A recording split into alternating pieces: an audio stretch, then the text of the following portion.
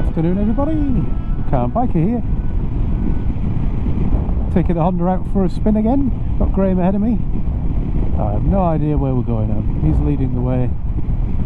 He's promised to keep me within half an hour of home for the on-call calling distance, because I am without a top box today. I thought I'd try it without a top box, see what it feels like, see if it's any different. So I've got no laptop with me, although to be fair I don't think the laptop will actually fit in the top box I've got, because I've had to get a new laptop.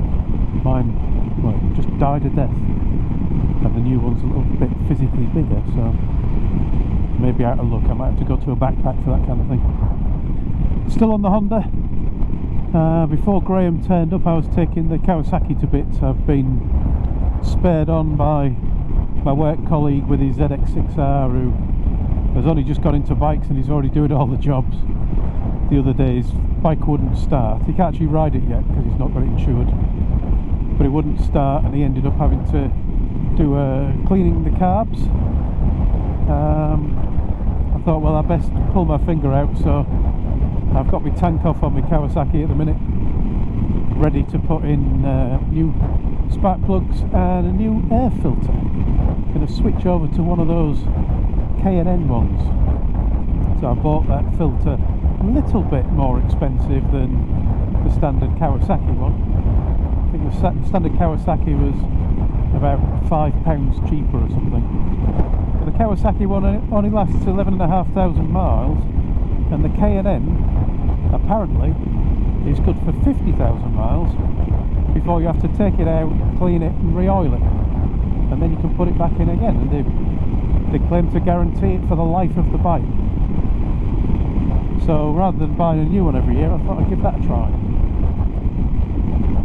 Slightly mixed reviews I've seen on the web. I've seen some people who absolutely swear by them, think they're the best thing since sliced bread, and other people who say that they let in dust and they're no good. Well, we shall see, I guess. We shall see. Kawasaki now is 7 years old and it's gone through a couple of air filters already, so many other consumables as well, and it's in a very nice condition. I think I want to keep it for a while, so maybe I will do another 50,000 miles on it. I found out the other day that they don't even make the Z1000 anymore, which I was quite surprised, really. Cracking bike. I mean, I know it was another thing that always got mixed reviews, with some people saying it wasn't powerful enough when compared to things like the S1000R and well, other like Fireblade and things like that. But it's not that kind of bike, is it? You know, it doesn't need to have 200 horsepower. I think 150 horsepower that mine comes out with the exhaust and whatnot. 150 horsepower is more than enough for the roads. I'm sure there's some people who disagree with me, but yeah, they don't. But yeah, some people said it didn't have enough horsepower. Other people said it's forever trying to kill you, because it can be a bit leery at times, which it certainly can.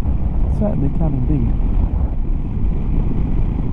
But not making it anymore. Apparently not making it anymore because the EU regulations have killed it off, which I guess in itself is interesting, because the W800 was killed off by the EU regulations and then it came back, so maybe there's hope yet. I have to say the Kawasaki seems to have got a bit excited with the Z over the years. There's a 125 version of the naked Z bike. There's a 650, I believe. There's an 800 that I think they've stopped making, a 900, 1000. I believe they've just added a 300, and then there's the H2 version with a supercharger. I guess the supercharger allows them to have an engine of that size that's clean enough to keep the EU people happy. But it seems like a lot, doesn't it? I mean, they've definitely got every possible size covered. But it does seem like a lot of the 4-cylinder bikes are now struggling to meet these regulations, which is a bit of a shame. When you consider the type of things you see in cars, the sizes of engines and the amount of pollutants they give out, and the fact that there are, you know, well, 30 or 40 times as many cars as bikes or something. Can't remember. They always say that we make up something like 2% of road users, don't we? I don't know if that's 2% of miles travelled or 2% of vehicles, but it does seem a bit mean that they're not allowing those type of bikes to exist anymore. They seem to be disappearing or being severely throttled. Yeah, we're not even in the EU anymore. Did I really say that? I'm not going to go down that route. That's fighting talk, isn't it, when you start talking about EU stuff? But of course we are still affected by the rules, because they're not going to build a bike just for Britain, which is a shame. But yeah, the screaming 4-cylinder bikes seem to be getting harder and harder to make at that kind of litre bike level. I read the other day that the R1 is now for the scrap heap for road use, and they're only going to make a track version, which again is a very sad thing. Makes me wonder if the R1, probably already R1s are classics in a way, but are more R1s going to become classics? I wonder if the Z1000 will become a classic. It's you know, once they stop being available, sometimes they become more sought after, don't they? Maybe I've got an appreciating asset in the garage. Somehow I think not, but you know, maybe in the future it'll be a throwback. People will look back and say those days of riding petrol engine bikes, 4-cylinder, screaming exhaust, MotoGP style. Some twins in that now, isn't there, I think.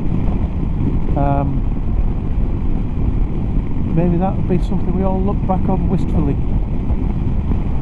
Maybe the kids of the future will look back on them as horrible, dirty machines that should never have existed. Who knows?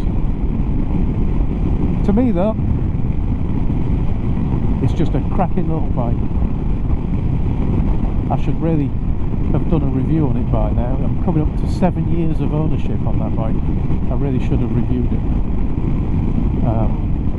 The motovlog.com forum is actually looking at doing a challenge, and I think one of the challenge might be talking about your own bike, so maybe I'll do a review of it at that point.